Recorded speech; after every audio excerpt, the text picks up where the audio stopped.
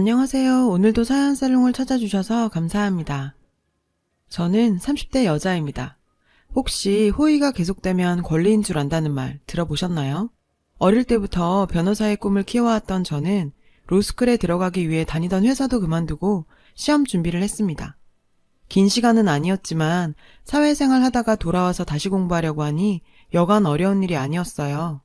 온종일 도서관에서 지내다 보니 머리는 산발에 추리닝에 뿔테 안경에 지금 생각해보면 정말 말도 안 되는 꼴로 도서관을 누볐어요.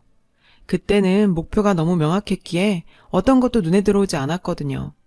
그러던 저에게 변화가 찾아온 건 한 남자 때문이었어요. 평소와 같이 도서관 휴게실에서 밥을 먹고 있던 저에게 그는 커피를 건네며 저에게 인사를 했어요.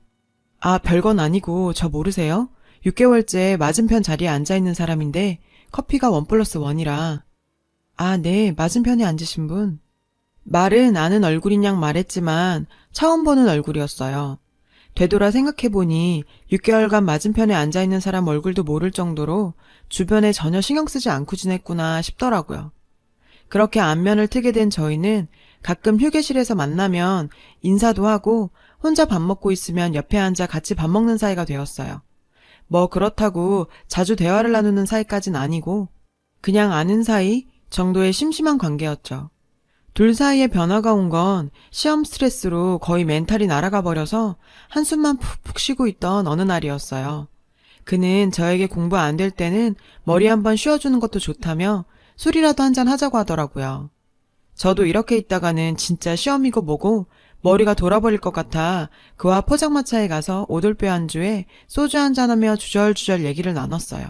그렇게 자주 마주쳤지만 서로에 대해 무언가 물어보지 않았던 관계였던 터라 그제야 그가 저보다 1살 많은 공무원 준비생인 걸 알게 되었어요. 그는 이미 제가 로스쿨 준비하고 있다는 걸 알고 있었죠.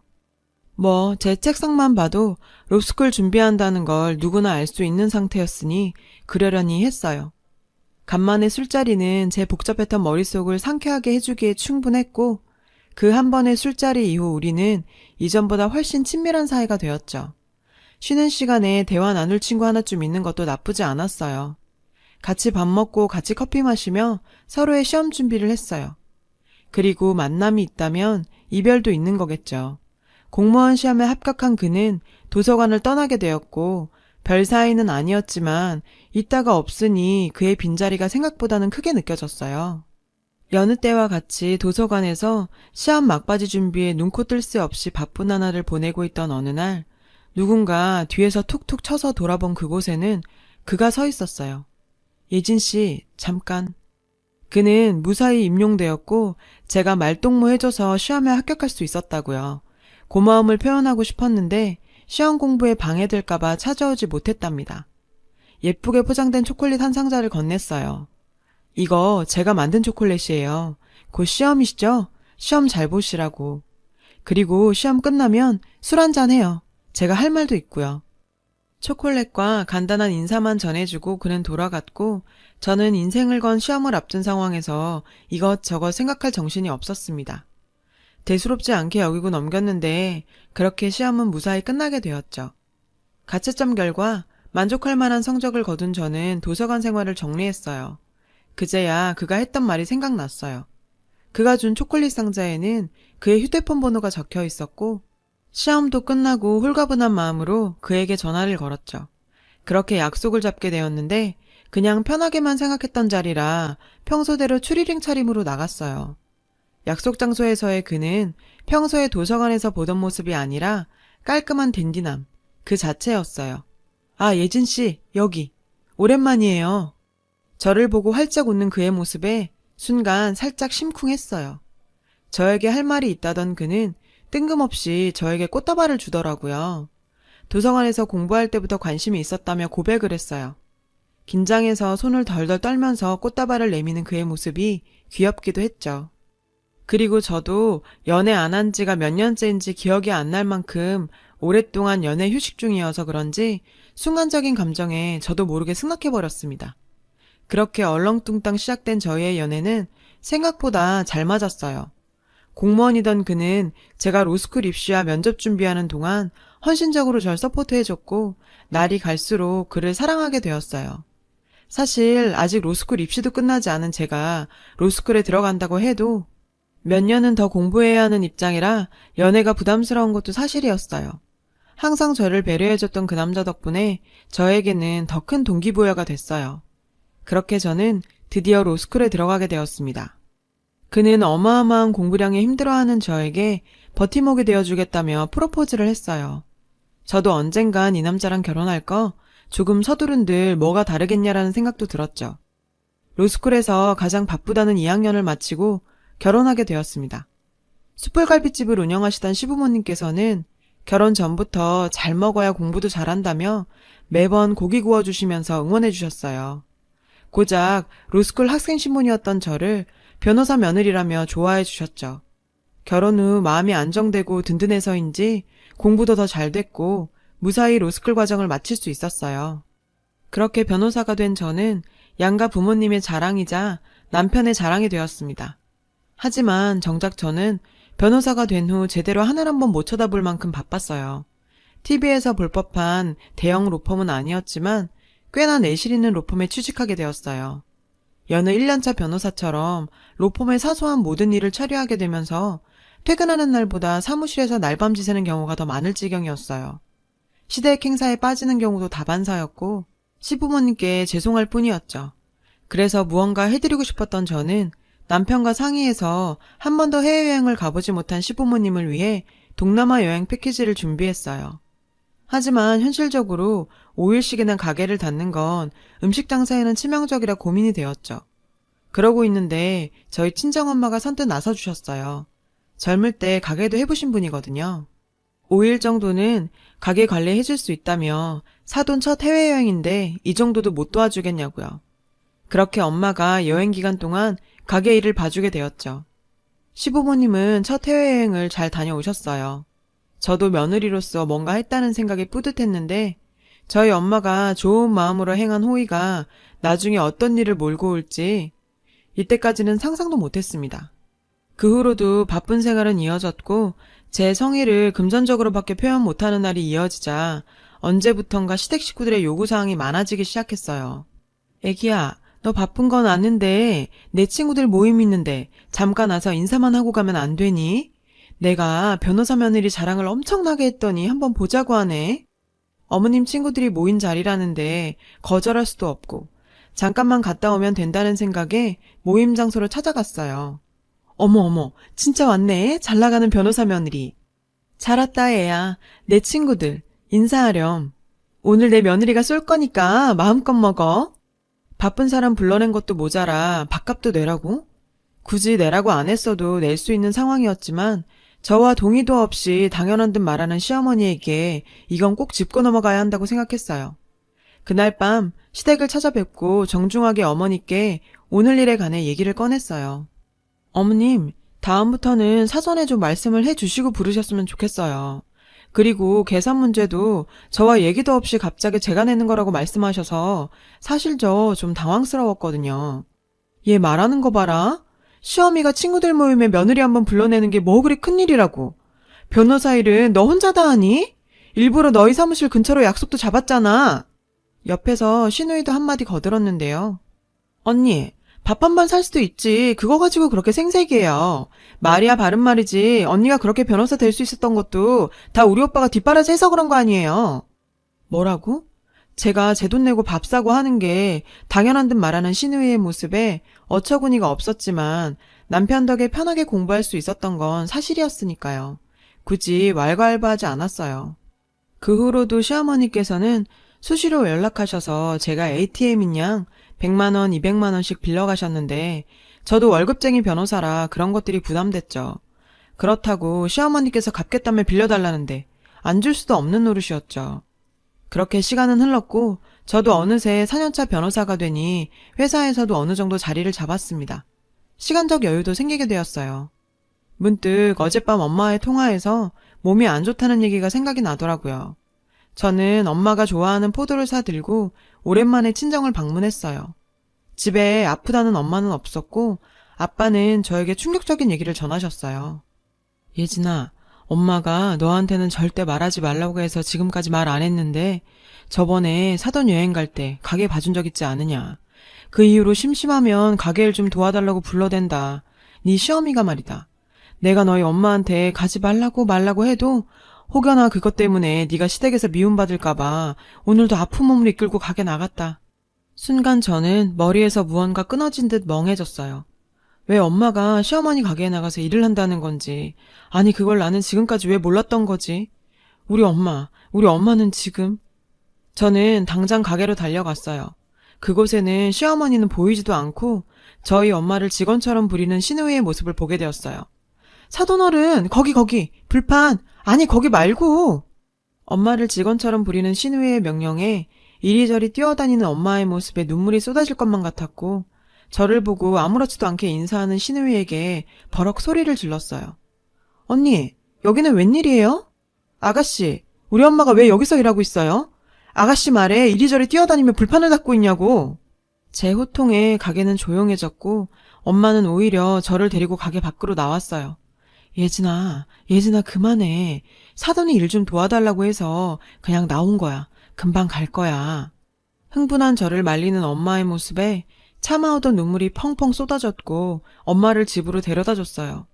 내가 이제까지 뭘 한 건지 누가 부모한테 이런 꼴 당하게 하면 살고 싶겠냐고요.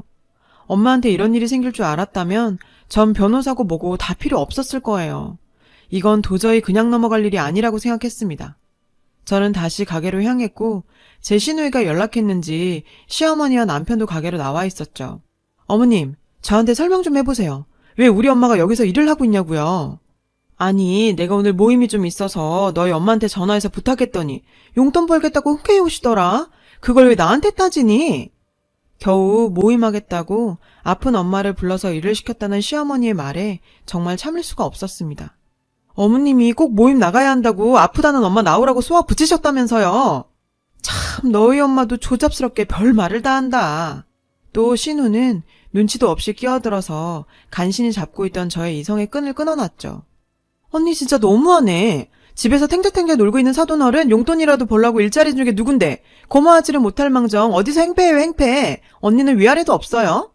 행패? 사돈 용돈을 줘? 그래서 너희 무슨 일 있을 때마다 불러서 하루에 2만 원 주고 일 시켰니? 양심이 있으면 돈이라도 제대로 주고 일 시키던가. 너는 하루에 2만 원 받고 일해볼래? 당연히 제 편이 되어줄 거라 생각했던 남편의 태도는 정말 기가 막혔죠. 당신 그만해. 아무리 화가 나도 시누이한테 너가 뭐야 너가. 엄마도 집에서 적적하신 장모님 생각해서 일거리 주신 건데 지금 당신이 너무 치사하게 구는 거 아니야? 돈 적게 줬다고? 이 인간도 이미 지 엄마가 우리 엄마 일 시키는 거 알고 있었던 눈치인데 남편의 기도 안 차는 소리에 저는 저 인간들한테 온갖 정이 다 떨어져 버렸고 제대로 치사해지기로 했습니다. 그래, 나 치사하다. 너희한테 내가 진짜 치사한 게 뭔지 보여줄게. 내가 호구라서 지금까지 참고 산 줄 알아? 너희는 적당히를 모르네. 누군가 호의를 베풀어주면 감사하게 여겨야지. 그거 권리 있냐 굴어대는 꼴 더는 못 봐. 너 이제 막 나가는구나. 변호사라고 해서 이쁘게 봐줬더니 아주 막대 먹은 애구나. 우리 아들이 헌신해서 변호사 만들어놨더니 이제 와서 자기 변호사라고 유세를 떨고 있네. 참, 귀에 박히게 듣던 그놈의 아들 헌신. 저 인간들에게 제 노력은 아무것도 아닌가 보네요. 고맙게는 생각하지만 현실적으로 학비며 수험 비용은 모두 친정 부모님이 다 대주셨는데 지금 와서 모든 것을 본인들이 다 한양구는 꼴을 보고 있자니 구역질이 날 지경이었어요. 저희 엄마 근로계약서 썼어요? 일단 근로계약서 위반, 최저시급 미준수, 여기 언제 위생점검 받으셨나 한번 문의해봐야겠네. 여기 현금 받으면 할인해주죠? 참 걸릴 거 많네요. 기다리세요. 행정처분 곧 날라올 테니. 뭐라는 거야? 치사하게 이럴래? 그래도 가족끼리 1억이야? 아니, 난 더 이상 가족으로 생각 안 해. 우리 집 호구로 아는 집안이랑은 더는 같이 못 지내. 제 이혼 선언에 순간 분위기는 싸해지고 상황의 심각성을 깨달은 눈치였어요. 아가야, 일단 흥분 좀 가라앉히고. 아니요, 저 흥분 안 했어요. 일단 어머님 2년간 매달 돈 빌려가신 거 이제 갚으셔야죠. 무슨 돈? 그거 그냥 준 거 아니니? 에이, 어머님이 빌려달라고 하셔서 빌려준 거지. 제가 속았지 일해서 번 돈을 왜 주겠어요. 저 변호사예요. 맨날 하는 일이 이런 건데요, 뭐. 어머님이 돈 빌려달라는 카톡 제가 입금한 내역 다 갖고 있고요. 저랑 법으로 싸워서 이기실 것 같으면 한번 버텨보세요. 3,200만 원. 이자는 안 받을게요. 빠른 시일 내에 붙여주시고. 거기 아가씨? 그쪽도 나랑 정리할 게 남았지? 너 카페 차린다고 나한테 4천만 원 빌려간 거 당장 갚아. 빌려갈 때는 몰랐겠죠? 이런 날이 올 줄. 빌려달라고 할 때마다 툭툭 빌려주니 마치 자기 돈처럼 느껴졌겠죠. 당장 감당하지 못할 돈 앞에서 꿀먹은 벙어리가 되는 그 둘의 표정을 보고 있자니 웃음까지 나오더라고요. 자기야, 잠깐만. 지금 우리가 큰 실수를 한 것 같은데 잠깐 우리가 착각한 것 같아. 그러니 내 얘기 좀. 아니 됐고 네 말대로 나 치사한 인간 맞으니까 너도 당장 이혼서를 받을 준비나 해.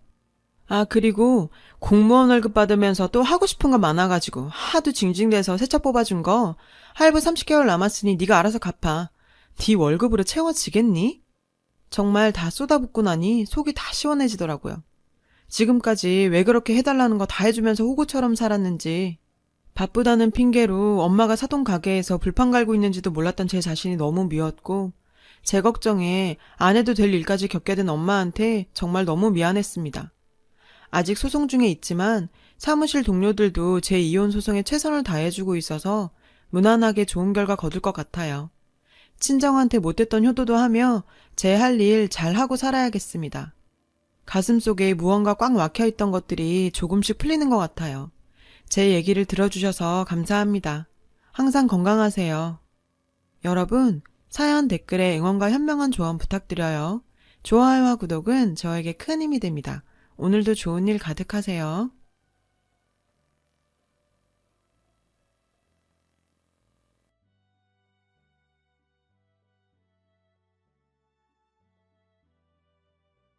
안녕하세요. 오늘도 사연 살롱을 찾아주셔서 감사합니다. 30을 앞두고 아홉수를 제대로 겪은 29살 여자예요. 저희 친정 부모님은 사이가 안 좋으세요. 그래서 전 어려서부터 부모님이 다투는 모습만 보고 자랐죠. 가족 간에 대화도 거의 없었어요. 딱 필요한 말만 하거나 쪽지로 남기는 정도였어요. 그래서였던 것 같아요. 하루빨리 이 집에서 나가고 싶다는 생각을 했던 건. 그래서 앞뒤 안 재고 남친과의 결혼을 서둘렀는지도 몰라요. 남친과 저는 예비 시어머니를 통해 만났어요. 인생의 유일한 낙이 여행이라는 어머님은 세계 여러 도시를 돌며 한 달 살기 중이셨어요.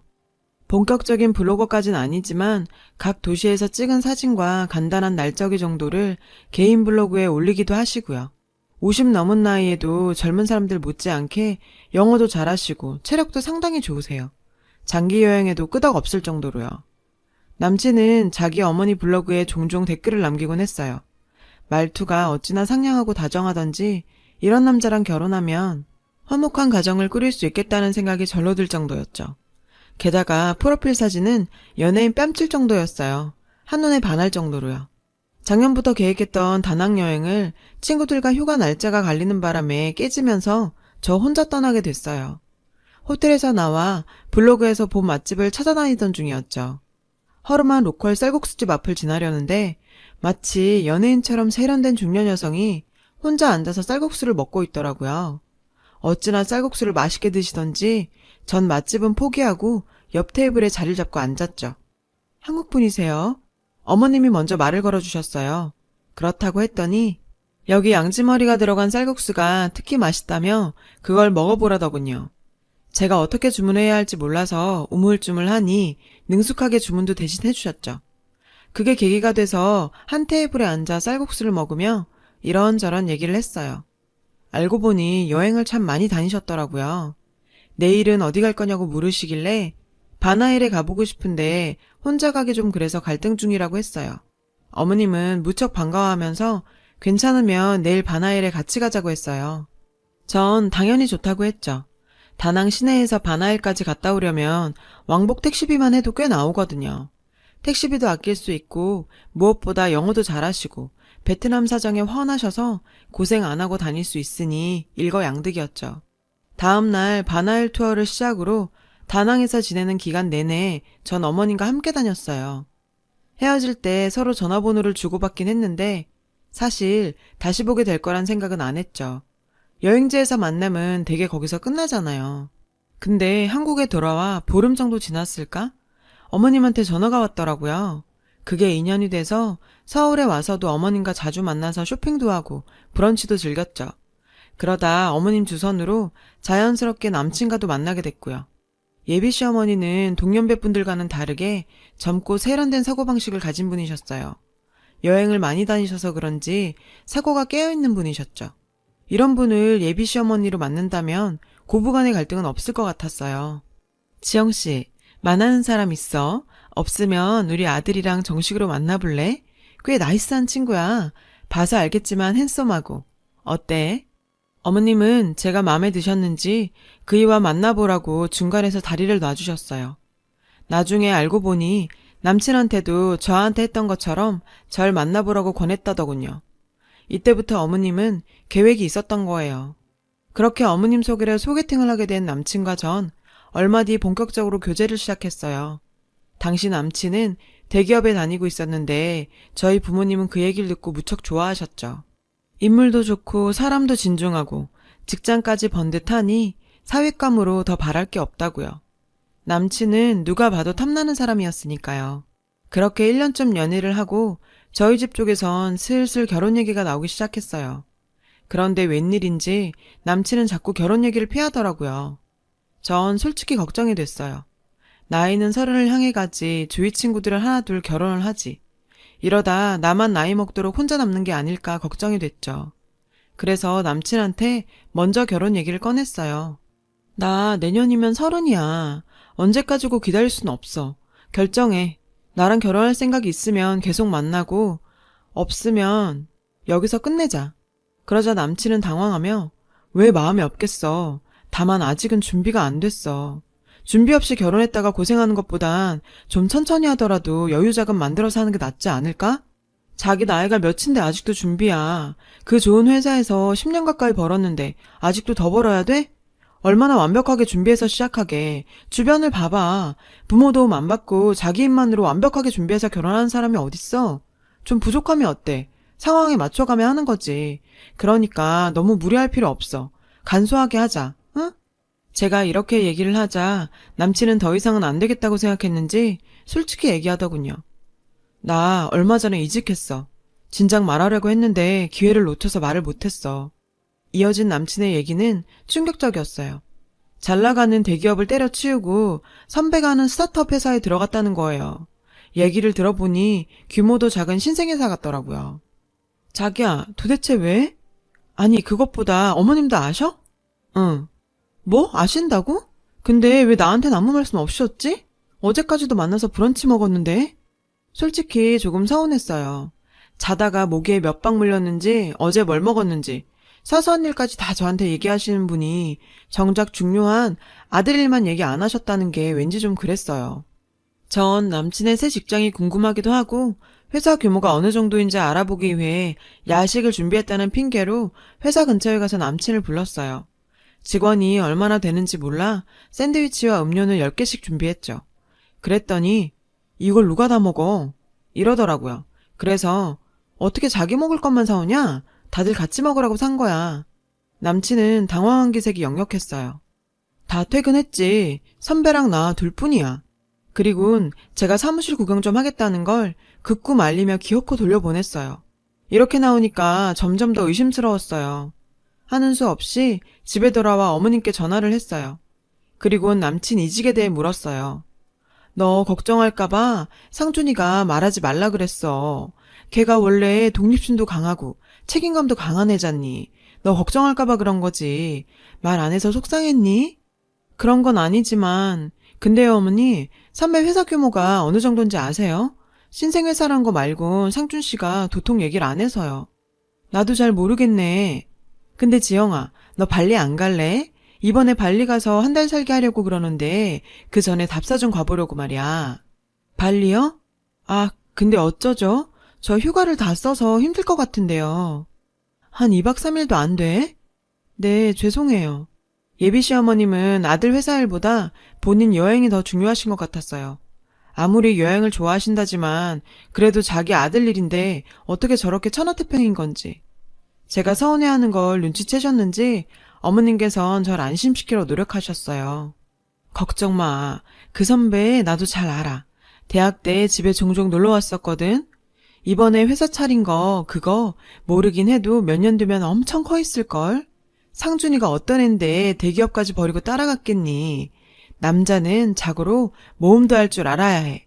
그래야 성공을 해도 크게 하지. 피는 못 속인다고 지 외할아버지를 닮아서 상준이가 사업수완이 좀 있거든. 에휴, 상준이 외할아버지 살아계셨으면 그깟 직장 때문에 걱정하는 일은 없었을 텐데. 외할아버지께선 어떤 분이셨는데요? 사업가셨어. 사업을 아주 크게 하셨지. 나 학창 시절엔 내 전용 차랑 전담 기사 아저씨가 따로 있을 정도였어. 그 시대에 말이 되니? 그뿐이니? 연말은 엄마 아빠랑 파리 가서 보내고 오고 그랬지. 와, 정말 잘 사셨나 봐요. 지금은 없어졌지만 나이 든 사람들은 우리 아빠 회사 이름 대면 다들 알아. 꽤 규모 있는 건설회사였거든. 어머님 말씀을 들어보니 남친의 외할아버지 회사는 규모가 어마어마했던 것 같았어요. 하지만 어머님이 미국에서 고등학교를 다니고 있을 때 부모님 두 분이 함께 교통사고로 세상을 떠나셨고 그때부터 이모 집에서 함께 살게 됐지만 도박에 빠져있던 이모부가 어머님 몫의 유산까지 건드리는 바람에 하루아침에 갈 곳 없는 신세가 되셨다고 하더라고요. 그때 아는 사람이라곤 당시 어머님의 가해 선생이었던 상준 씨 아버님 뿐이었대요. 염치불구하고 가해 선생님 자취방에 들어가 지내다가 상준 씨를 갖게 됐고 혼인신고를 하고 살았다고요. 하지만 상준 씨가 초등학교에 들어가던 해에 두 분을 이혼을 하셨고 그때부터 어머님 혼자 아들을 키우면서 사셨대요. 아버님은 연락 안 되세요? 죽었는지 살았는지 알고 싶지도 않아. 어머님께 들은 아버님 얘기는 그게 다였어요. 얼마 뒤 늦은 밤 남친한테서 전화가 왔어요. 혹시 현금 좀 가진 거 있냐고 묻더라고요. 찾아놓은 돈은 없고 캐시카드에 들어있다고 했죠. 그랬더니 그럼 지금 갈 테니 카드 들고 나오라는 거예요. 그럴 거 뭐 있어. 계좌번호 불러. 이체해줄게. 순간 남친이 그러는 거예요. 아직 안전한 통장을 못 만들었어. 그냥 내가 지금 그리로 갈게. 당시 전 안전한 통장이 뭔지 몰랐어요. 나중에 알았지만 그때 이미 남친은 신용불량자가 된 상태였던 거예요. 그리고 며칠 뒤 퇴근 후 집으로 돌아오는데 자꾸 누가 쫓아오는 기분이 들더라고요. 그 후로도 며칠 내내 그랬어요. 그러던 어느 날이었죠. 회사 로비로 처음 보는 여자가 절 찾아왔더라고요. 저한테 확인할 게 있다고 했어요. 이상준 씨 아시죠? 둘이 어떤 사이예요? 그건 왜 묻죠? 그보다 누구세요? 자신은 상준 씨 전 여자친구라고 했어요. 얼마 전 연락 없이 상준 씨 사무실에 갔다가 저랑 둘이 만나는 걸 봤다는 거예요. 그래서 절 미행했대요. 미행하면서 보니까 제가 당했던 것과 비슷한 일을 겪고 있는 것 같아서요. 그쪽도 저처럼 사기당하고 있는 것 같아요. 그 모자한테. 믿을 수가 없었죠. 사기라뇨? 그게 무슨 소리예요? 사기를 당했다면 제가 상대한테 돈이든 물품이든 손해를 입었어야 하는데 전 그런 게 없어요. 아니, 내가 이런 얘기를 왜 듣고 있어야 해? 그쪽이랑 더 얘기하고 싶지 않으니까 가세요. 또 찾아오면 경찰 부르겠어요. 전 자리를 박차고 나왔어요. 그리고 남친한테 전화를 걸었죠. 걔가 자기 회사까지 찾아갔어? 아, 미쳐. 걔 스토커야. 완전 또라이라고. 전에도 내가 사귀는 여자들 찾아다니면서 그런 식으로 내 여친들 떼어냈다고. 아, 접근 금지 명령 나와서 안심하고 있었는데 걔가 널 괴롭힐 줄 몰랐다. 다음에 걔 또 거기 가면 절대 만나주지 마. 알았지? 뭔가 심상치 않은 일이 일어나고 있다는 걸 눈치챈 건 얼마 뒤였어요. 예비 시어머님이 좋아하시는 치즈케이크를 사들고 집으로 향했어요. 현관을 막 들어서는데 안방에서 어머님과 남친 싸우는 소리가 들리더라고요. 도대체 이 돈 다 어디다 썼어요? 설마 그놈이 한 달 살게 하는데 쓴 건 아니죠? 말해봐요. 그럼 어떡해. 한국에 있으면 답답해 죽을 것 같은데. 역마살이 돌아 그런가 안 나가고 있으면 온몸이 다 아프단 말이야. 엄마, 지금 내 상황이 어떤지 몰라요? 내가 왜 잘 다니던 회사 때려치고 그지 같은 데 가서 있는지 몰라 그래요? 엄마 사채 빚 갚느라 퇴직금 빼쓰고 이젠 신용불량자까지 됐다고요. 온전한 직장엔 들어가지도 못한다고요. 지영이는 결혼하자고 난리지. 난 당장 먹고 죽을 돈도 없는데 엄만 여행 가는 돈 달라지. 도대체 나보고 어쩌라는 건데요. 나보고 어쩌라고. 맙소사. 그제야 모든 게 이해가 됐어요. 퇴사를 당했던 이유도 안전한 통장이 없다는 말의 의미도 당장 결혼을 할 수 없다는 이유도 말이죠. 전 그 길로 돌아서 나왔어요. 충격을 받은 탓도 있지만 그보다 제가 이 사실을 다 안다는 걸 상준 씨가 몰랐으면 해서요. 알면 분명히 상처받을 테니까요. 며칠 뒤 어머님께서 저에게 전화를 하셨어요.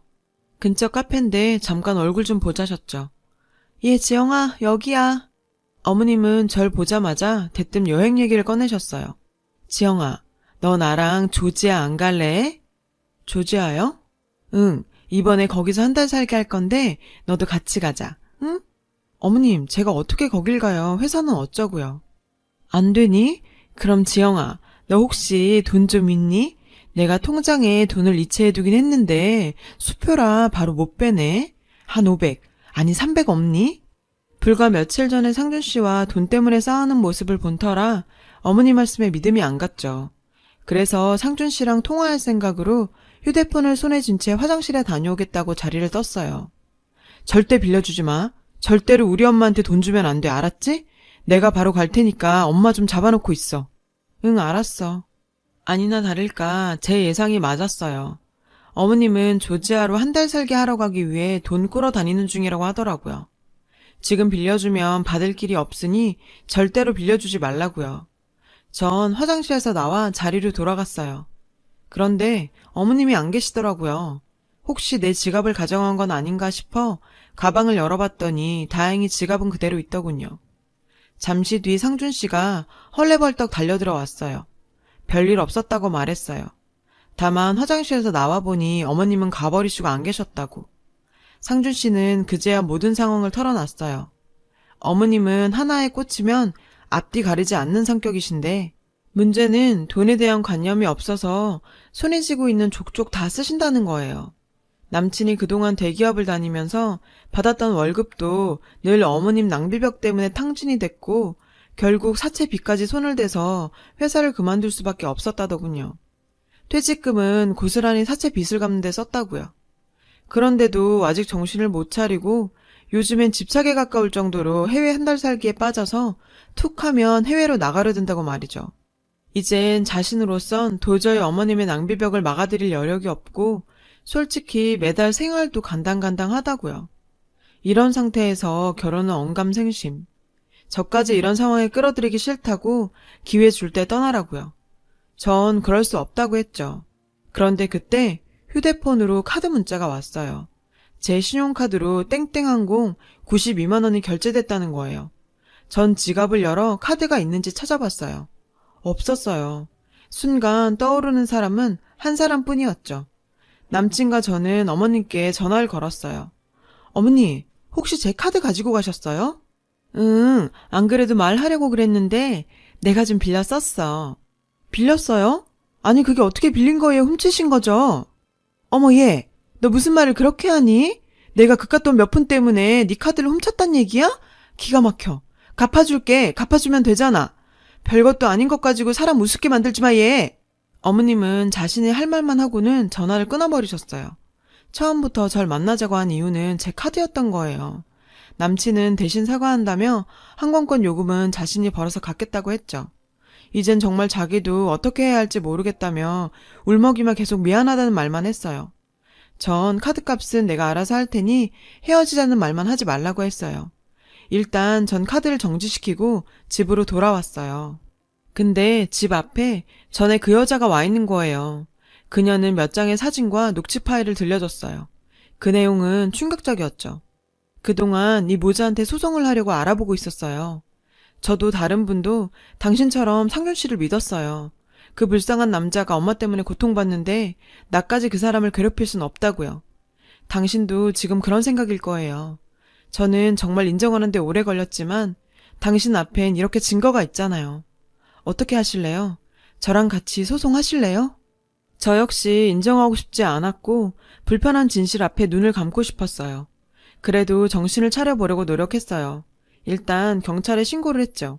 그리고 며칠 후 경찰서에서 전화가 왔어요. 경찰에 들어서니 한껏 차려입은 어머님과 상준 씨가 보였어요. 어머님은 절 보자 다짜고짜 소리를 쳤죠. 야, 네가 나 절도로 신고했다며. 너 이러고도 내 아들이랑 결혼할 수 있을 것 같아? 그깟 항공권이 얼마나 한다고 이딴 걸로 사람을 우습게 만들어. 그래 자기야, 절도죄는 좀 심하다. 내가 갚아준다고 했잖아. 그니까 그건 좀 풀어주라. 응? 아, 이 모자가 끝까지 쌍으로 절 희롱하네요. 전 아까 여자한테 받았던 녹취 파일을 틀어줬어요. 그 안에는 두 사람이 공모하는 대화가 담겨 있었죠. 엄마는 카드를 빼서 항공권을 사고 아들은 눈물에 호소를 해서 제가 신고를 못하게 막고, 게다가 엄마, 얜 생각보다 돈이 안 되겠어. 갈아타야겠는데?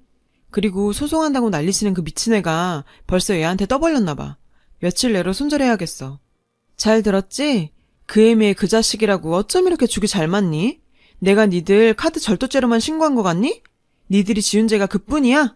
나 니들 사기죄로 고소했어. 모자 사기꾼 맞잖아? 아씨 이게 어디서. 아 그래 뭐 다 아는 거 같으니까 인정은 해줄게. 근데 솔직히 너도 즐겼잖아. 놀이동산에 들어갈 때도 최소한 입장료는 내는데 나 같은 훈남이 공주 떠받들듯 해줬으면 너도 뭔가 해야 되는 거 아니야? 입장료 냈다고 생각해. 그걸로 퉁치자. 누구 맘대로? 어따 대고 퉁을 치재? 네가 나한테 돈만 가져갔니? 어떻게 사람 마음을 그렇게 농락해? 너한테 사기당한 여자들 네가 사기꾼인 거 몰라서 소송 안 했던 거 아니야. 네가 네 인생이 그게 불쌍해서 그런 거지.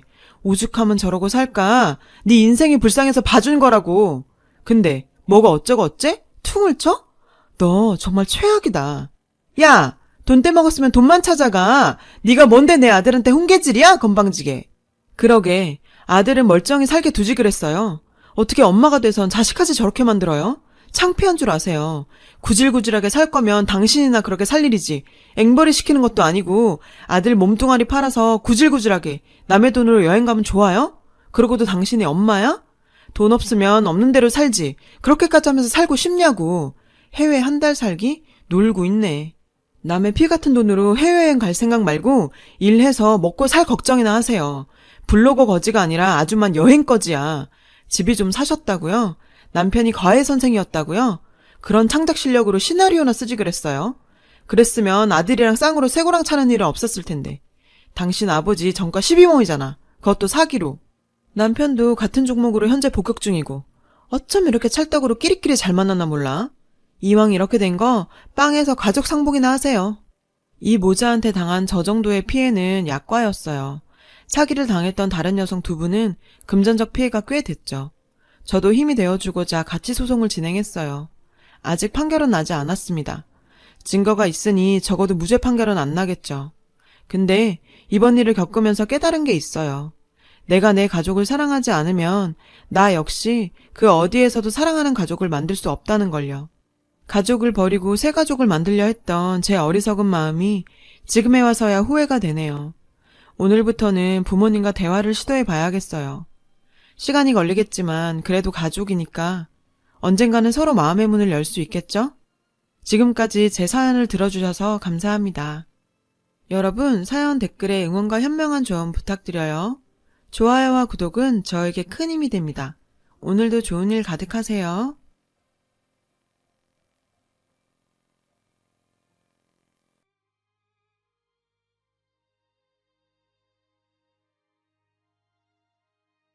안녕하세요. 오늘도 사연살롱을 찾아주셔서 감사합니다. 새로운 인생을 살게 된 30대 여자입니다. 취업 준비로 바쁜 나날들을 보내던 대학 졸업반 시절 학교에서 졸업반을 위해 학교 출신 대기업 선배님들의 회사 설명회를 마련해줬고 취준생이라면 모두가 원하는 국내 굴지의 대기업에 다니고 있던 선배들의 모습은 취업 전선에 있는 저희에게는 동경의 대상이었죠. 그리고 그곳에서 제 멘토였던 그를 만나게 되었어요. 학교에서는 볼 수도 없던 고학번 선배였던 그는 설명회 이후에도 취업 조언도 해주며 친한 오빠 동생 관계가 되었어요. 시간이 지나면서 자연스레 연인 관계로 발전했어요. 8살이라는 나이 차이에도 불구하고 대화도 잘 통하고 무엇보다 오직 저만 생각해주는 그였기에 24살이라는 어린 나이에 결혼을 선택하게 되었습니다. 친정 부모님께서는 너무 어린 나이에 결혼하게 되는 딸에 대한 걱정도 많으셨지만 그 당시 저의 선택을 막을 수는 없었어요. 하지만 결혼 생활은 단지 둘만의 사랑만으로 되는 게 아니더라고요. 꽃다운 24살, 세상 물정 모르던 시절, 번갯불에 콩 구워 먹듯 하게 된 결혼인지라 시댁에 대해선 생각도 못했었어요. 결혼과 함께 시작된 시어머니와의 갈등은 결혼 1년쯤 지났을 때 극에 달하게 되었어요. 아이를 가지면 시어머니와의 갈등이 조금이나마 나아질까 했던 저는 아이를 가지기 위해 노력했지만 아이 소식은 들려오지 않았고 남편과 함께 찾은 병원에서 청천벽력 같은 소리를 듣게 되었어요. 검사 결과 난소 기형정으로 위치가 너무 좋지 않아 빨리 수술을 해야 했고 그 결과 난소의 일부를 적출해내는 바람에 앞으로 임신이 힘들 거라고 했습니다. 엄마가 될 수 없다는 소식은 저에게는 감당할 수 없는 충격으로 다가왔죠. 아무리 며느리가 불임 판정을 받았다고 하더라도 시어머니는 너무했죠. 병원에 입원해 있는 동안 얼굴 한번 비춰주시지 않으셨어요. 사실 제 불임은 수술로 인한 거였지만 지금까지 임신이 되지 않았던 것은 남편의 문제이기도 했어요. 남편의 검사 결과 역시 정자 양도 부족하고 활동성도 거의 없어서 자연적으로는 임신이 불가능한 상태였던 거죠. 남편은 자신이 고자라는 사실을 알게 되면 시어머니께서 쓰러지신다며 저에게 정말 사정사정했고 그때 저 역시 굳이 남편의 문제까지 공개하고 싶지는 않았어요. 하지만 수술 후 시어머니의 저를 바라보는 시선은 차갑기만 했어요. 더 큰 문제는 저보다 2살 많은 신우였어요. 저와 어머니 사이에서 계속 이간질하는 주범이었거든요. 결혼 당시 때부터 대기업 다니는 오빠가 뭐 저런 애랑 결혼하냐며 저를 탐탁치 않게 생각했던 시누이는 시어머니와 남편 그리고 저 사이를 이간질했고 저를 마치 자신의 아랫사람 다루듯 했어요. 야, 넌 뭘 잘했다고 그렇게 누워있냐? 여자가 임신 못하면 그게 여자냐? 나 같으면 미안해서라도 빠릿빠릿 움직이겠다. 나이도 어린 게 벌써 야가가지고.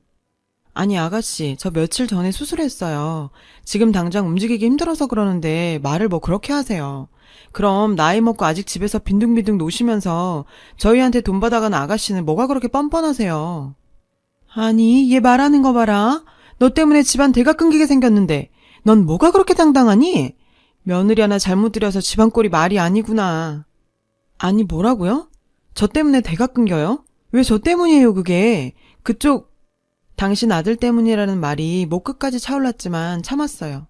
시어머니와 시누이와 대판 싸우고 속상한 마음에 남편만 기다리고 있었는데 제 편이 되어줄 거라고 생각했던 남편은 오히려 화를 내면서 들어왔죠. 네가 뭐라고 했길래 내 동생이 저렇게 울고 있냐? 아무리 네가 손윗사람이라고 해도 너보다 2살이나 많아. 안 그래도 마음 약한 애한테 도대체 왜 그러는 거야? 어처구니가 없었어요. 시누이는 도대체 뭐라고 말했길래 남편이 저렇게 흥분해서 화를 내는 것인지 이해할 수가 없었죠. 그 후에도 시누이의 이간질은 계속되었고 그럴 때마다 시어머니와 남편과의 갈등은 갈수록 고조되어 갔죠. 제가 이혼을 결심하게 된 결정적인 사건이 생기게 됐어요.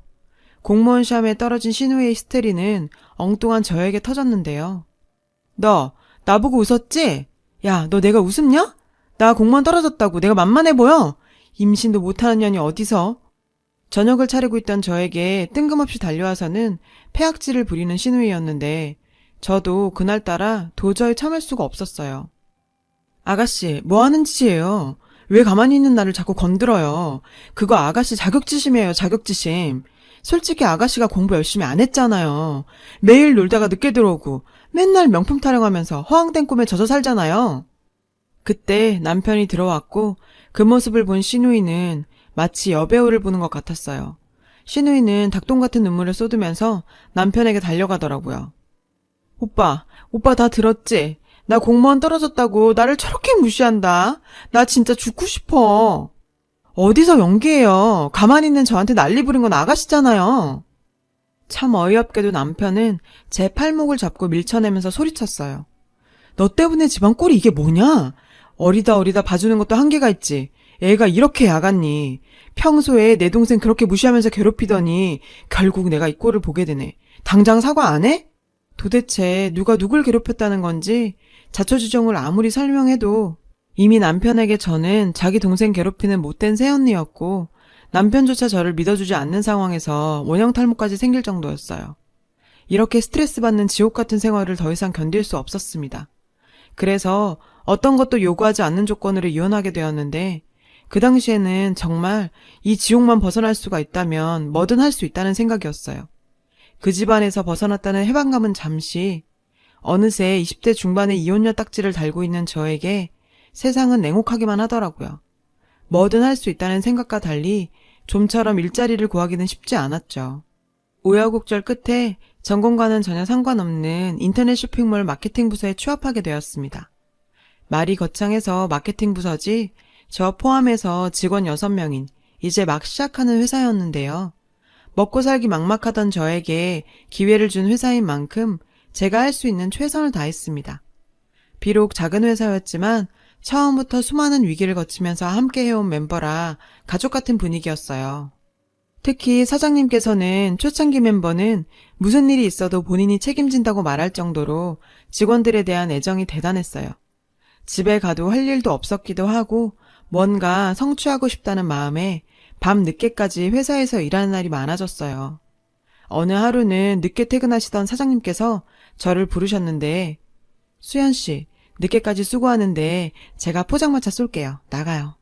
출출하던 참에 잘됐다 싶어 사장님과 회사 포장마차에서 소주 한잔 하며 이런저런 얘기를 나눴어요. 항상 휴대폰에 아기 사진이 있어서 당연히 결혼한 줄 알았던 사장님은 2살짜리 아이를 기르고 있는 싱글파파였어요. 사실 입사 당시 딱히 제 이혼을 말할 필요가 없었기에 제가 이혼녀라는 사실은 아무도 몰랐는데 돌싱이신 사장님께 뭔지 모를 동질감을 느낀 건지 술에 취해서인 건지 저도 모르게 제 이야기를 사장님께 털어놨죠.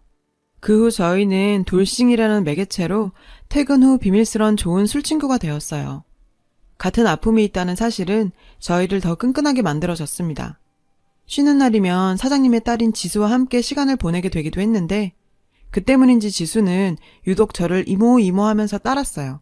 그런 지수를 보고 있으면 불가능한 걸 알지만 나도 지수 같은 아이를 가지고 싶다는 생각에 잠기곤 했었어요. 시간이 흘러 회사는 4년 만에 직원이 30명까지 늘게 되면서 이름만 거창하던 마케팅팀도 직원 5명의 구색을 갖추게 되었죠. 저는 그 마케팅팀을 이끄는 팀장이 되었어요.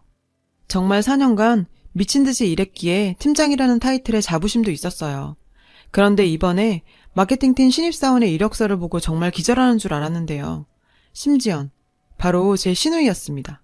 참 하늘도 무심하지. 악연도 이런 악연이 다 있나 싶을 정도였어요. 그 지옥을 벗어나 드디어 제 삶을 찾고 있는데 하필이면 내 팀원이라니. 저에게 다시 그 지옥이 들이우는 것만 같았어요. 신입사원 면담을 위해 기다리는 10분은 마치 10시간처럼 느껴졌고 4년 만에 다시 만난 시누이는 바뀐 게 전혀 없었어요. 너 수연이 아니니? 어머, 네가 여기 팀장이니? 야, 사람 인생 어떻게 될지 모르는구나. 아무튼 아는 사람이 있어서 다행이다. 아무리 아는 사람이라고 해도 첫 출근에 자기 팀장이라는 사람 앞에서 저렇게 편하게 반말하는 사람이 있다는 사실에 놀라울 뿐이었죠. 심지연 씨, 여기 회사예요. 저는 심지연 씨 직속 상관이고요. 반말하지 마세요. 그리고 사적인 이야기는 회사에서 하지 않았으면 좋겠네요. 영악하기 그지없는 인간이었어요. 제 말을 듣자마자 뭔가 제 약점을 잡았다는 듯이 받아쳤어요. 오라, 너 회사 사람들이 이혼녀인지 모르는구나? 그래, 아무튼 잘 지내봐요, 팀장님. 정말 찢어 죽여도 모자랄 인간. 팀장 권한으로 뭐 어떻게 해버리고 싶었지만 제 사적인 감정을 회사 일에까지 끌어들이고 싶지는 않았습니다. 회사와 사장님께 해가 될 수도 있고요. 하지만 역시 인간은 쉽게 바뀌는 족속이 아니었어요. 전 시누이가 회사에 들어오고 나서 직원들 사이에 이상한 소문이 돌기 시작했는데 제가 바람피다 이혼당했다더라. 아이도 가지지 못하는 여자라더라. 소문이란 놈이 한 명의 입을 통과할 때마다 과장되고 부풀려지고 나중에는 제가 결혼 후 유부남을 만났다는 소문까지 나더라고요. 저도 참는데 한계가 있는데 말이죠. 주제도 모르고 마치 제 약점 잡았다는 듯이 미쳐 날뛰는 전 시누이를 용서할 수가 없었어요.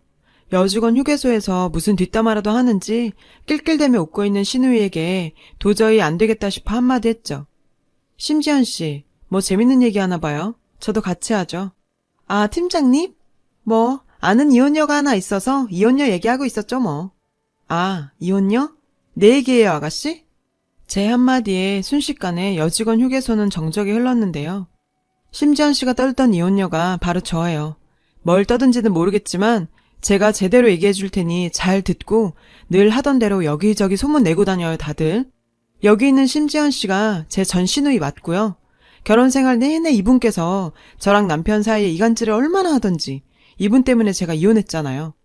또 공부는 얼마나 안 하는지 공무원 시험 4번이나 떨어지고 그 히스테리는 저한테 다 풀고 정말 지옥 같았어요.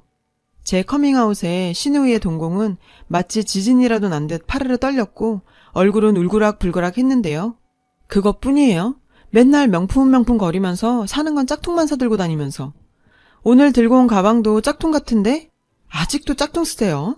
월급 타면 가방 하나 좀 진짜로 사요. 다 티나요. 야, 임수연, 그만해! 당신이 원하던 거 아니야? 내가 너희 집에서처럼 끌려다닐 줄 알았니? 그리고 심지연 씨, 나 당신 팀원으로 못 받아주니 회사에 따지든 알아서 하세요. 저희 커밍아웃은 삽시간에 회사 내로 퍼졌고 제가 이혼녀라는 사실도 알려지게 되었어요. 그 후에 제가 걱정했던 것과 달리 요즘 시대에 이혼녀가 무슨 흠이 되냐는 분위기였고 그 소식을 들은 사장님께서 저를 불렀어요. 괜찮아요? 아니, 전 신우이가 들어왔으면 나한테 말을 하지. 일단 내가 다른 팀으로 배치할 테니 걱정하지 말아요. 정 껄끄러우면 내가 조용히 퇴사하도록 해볼게요. 사장님의 뜻은 고마웠지만 일부러 쫓아내고 싶지는 않았어요. 그 일이 있기 전까지는 말이죠. 임수환 팀장님, 밖에 누가 찾아오셨는데요. 그곳에는 시어머니가 서 있는 거예요. 여기가 무슨 유치원인가요? 참, 나이 30살 넘게 먹고 회사 일 가지고 자기 엄마를 데리고 오는 게 말이 되나요? 야, 너 뭐 하는 짓이야? 우리 딸 어렵게 들어간 회사에 네가 뭔데 받아주네 못 받아주네야. 너 뉴스도 안 보니? 요즘 시대에 너같이 갑질하다가는 모가지 날아가, 알아? 너 설마 예전 일 가지고 앙심 품고 복수하는 거니? 회사에서 욕 좀 먹었다고 나이 30 넘게 먹고 엄마 불러서 이 난리를 펴네. 저기 아줌마, 나 당신 집안에 관심 없고 당신 딸이 회사에 자꾸 이상한 소문 내고 다녀서 진실을 알려준 것 뿐이에요. 에휴, 애가 인성이 그 꼴이니 여자가 애도 못 가지지. 우리 아들은 곧 재혼하는데 이번엔 너같이 몸에 문제 있는 애가 아니라 우리 집안 대도 이을 수 있겠구나. 네가 이혼해줘서 얼마나 고마운지 모른다. 그건 관심 없는데요. 아직 모르시나 보네. 당신 집안 이미 대 끊겼어요. 그때 나만 검사받은 게 아니라 당신 아들도 검사받았고 내가 분임이 된 건 그 수술 이후고 수술 전에 임신이 안 된 건 당신 아들이 문제였다고. 당신 아들이 당신 쓰러진다고 하도 사정해서 내가 말 안 했더니 아직도 말을 안 했나 보네. 또 임신 안 된다며 새 며느리 후들겨 잡겠네. 아유, 불쌍해라. 이 인연이 뭐라는 거야? 못 알아들어? 당신 아들 고자라고. 제 말이 꽤 충격적이었는지 얼굴이 시퍼렇게 질려서 손까지 덜덜 떨면서 제 멱살을 잡고 저를 때릴 기세로 달려드는 시어머니를 누군가 막아섰어요. 우리 직원한테 뭐 하는 짓입니까? 사장님이세요? 우리 딸이 이번에 회사 어렵게 들어왔는데 팀장이라는 인간이 사적인 감정으로 회사를 나오지 말라고 하는데 이게 어떻게 된 일이에요? 심지연 씨 어머니세요? 심지연 씨는 수습 기간에도 다른 직원들 뒷담화하고 이간질하고 다녀서 회사 분위기상 제가 퇴사 처리했으니 내일부터 회사 안 나와도 된다고 전해주세요. 그리고 어른이면 어른답게 사회생활 하라고 꼭 좀 전해주세요. 사장님의 등장으로 일은 일단락 되었어요.